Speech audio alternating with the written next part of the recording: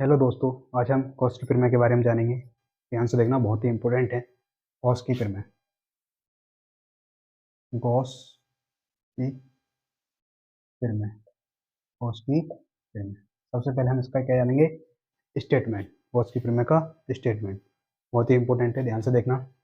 किसी बंद पृष्ठ से किसी किसी बंद पृष्ठ से किसी बंद पृष्ठ से गुजरने वाला वैद्युत फ्लक्स वैद्युत फ्लक्स वैद्युत फ्लक्स इसे हम क्या कहते हैं? फाई। क्या कहते हैं? फाई।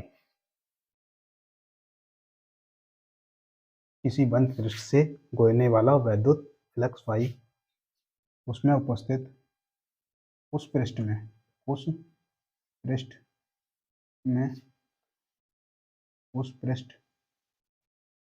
पृष्ठ में उस पृष्ठ में उपस्थित कुल आवेश कुल आवेश Q के 1/एप्सिलॉन गुना होता है।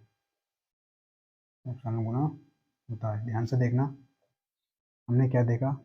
कुल फ्लक्स क्या था? फाई, और उसमें उपस्थित आवेश का 1/एप्सिलॉन गुना होता है। इसलिए इस बात को हम ऐसे भी लिख सकते हैं, फाई इजकल टू Q/एप्सिलॉन नॉट। ये होता है। ध्यान से देखना, हम देखेंगे एक इसके बारे में। इसकी प्रमेय सिद्ध करने के लिए क्या जरूरत पड़ती है, उसको जरूर देखते हैं। आपके सामने एक पृष्ठ है। ये क्या एक पृष्ठ है? ये क्या एक पृष्ठ है? इस पर एक अल्पांश पृष्ठ ले लिया हमने। इसका क्षेत्रफल कितना है? DA। ध्यान से देखना, इस पर कोई बिंदु P है। P से यहाँ पर हमने क्या किया? डॉट डॉट्स को मिला दिया। यहाँ पर इस पृष्ठ को अंदर जा रहा है और जो बिंदु O है, यहाँ पर क्या बनना है? एक कोण। यहाँ क्या बनना है? एक कोण। इसको बोलते हैं समकोण। इसको लिखते हैं डी ओमेगा से। किससे लिखते हैं? डी ओमेगा से। इससे लिखते हैं डी ओमेगा से। ध्यान से देखना, अगर इसको मिला दिया जाए तो इसकी त्रिज्या कितनी होगी? तो त्रिज्या होती है R।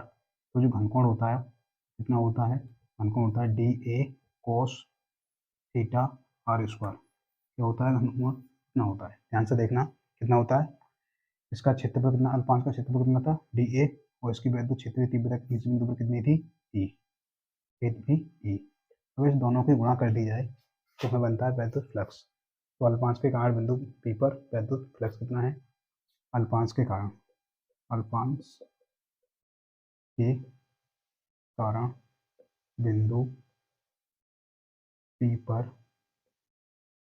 वैद्युत वैद्युत फ्लक्स अल्पांश के कारण बिंदु P पर वैद्युत flux D phi is equal to होगा D E into D A. ये क्या है? यहाँ पर वैद्युत क्षेत्र की तीव्रता, और डी ए क्या? अल्पांश का क्षेत्रफल है। इस भाग का क्षेत्रफल है। क्या है? अल्पांश। और मान लो ये बिंदु त्रिज्या कितनी थी? R। इस पर वैद्युत तीव्रता देखी जाए तो क्या होनी चाहिए? इस बिंदु पर वैद्युत क्षेत्र तीव्रता होगी E बराबर 1/4πε0 Q/R स्क्वायर। क्या होगी? इस बिंदु पर वैद्युत क्षेत्र की तीव्रता होगी इस P पर। ध्यान से देखना, अब बात करेंगे इस पूरे पृष्ठ के कारण। पूरे पृष्ठ के मतलब पूरे पृष्ठ के कारण बिंदु P पर पूरे पृष्ठ के कारण वैद्युत फ्लक्स क्या होगा? इसलिए पूरे पृष्ठ के कारण पूरे पृष्ठ के कारण वैद्युत फ्लक्स वैद्युत फ्लक्स वैद्युत फ्लक्स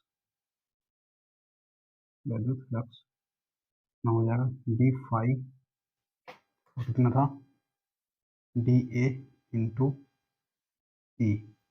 ये था, इसका क्या कर देंगे हम? इंटीग्रेशन। दोनों साइड का क्या कर देंगे? इंटीग्रेशन। ध्यान से देखना, हमने इंटीग्रेशन कर दिया। इसका कितना आया? D phi is equal to integration of E into D E D A. तो डी ए इजकल टू, अगर इसका कौन सा प्रूफ करें? इसका स्केलर मल्टीप्लिकेशन करें तो क्या होता है? दोनों ही आदेश बीच में क्या आ जाएगा? D phi is equal to integration of into D A cos theta. क्या आ जाएगा? D A cos theta. ध्यान से देखना, ए का मान क्या था? ये था। इसका मान रख देंगे। ये क्या हो जाएगा? फाई इजकल टू क्या होना चाहिए? इंटीग्रेशन ऑफ ई का मान हम रख देंगे 1/4 pi epsilon 0 Q upon R square D A cos theta. ये क्या है, मतलब पूरे पृष्ठ के कारण बिंदु क्या है, वैद्युत फ्लक्स फाई। इसको इंटीग्रेशन से पूरा आ जाएगा। उसके बाद ये हमने मान रख दिया, इसमें कांस्टेंट क्या है, क्यू अपॉन 4 पाई बाहर निकाल लेंगे। डी फाई इक्वल टू कितना जाएगा, Q upon 4 pi epsilon 0 integration of D A cos theta upon R square, ये आ जाएगा। तो ध्यान से देखना, इसे क्या कहते हैं, ओमेगा। ये क्या कहते हैं, ओमेगा। ध्यान से देखना, लिखा है, इसे लिख देंगे यहाँ पर। क्या आ जाएगा, phi equal to Q upon 4 pi epsilon 0 integration of D omega, ये आ गया। ध्यान से देखना, यहाँ पर लिख देते हैं इसको। तो D sorry phi equal to क्या बनेगा, Q upon 4 pi epsilon 0 D omega. क्या है, डी ओमेगा। ये क्या है, आपका घनकोण। क्या है, घनकोण। इसका जो मान होता है घनकोण का, अगर इंटीग्रेशन पूरा किया जाए तो वो कितना आता है, इसका 4 पाई। कितना आता है, 4 पाई। तो इसकी जगह क्या लिख देंगे, 4 pi. D phi Q upon 4 pi epsilon 0 into में क्या आ जाएगा, 4 पाई। 4 पाई से 4 पाई कट जाएगा, आपके सामने क्या बचेगा, फाई बराबर क्यू अपॉन एप्सिलॉन 0। तो यही क्या है, आपका गॉस की प्रमेय का स्टेटमेंट। ये गॉस की प्रमेय सिद्ध होती है, वो बहुत ही इंपॉर्टेंट प्रमेय है।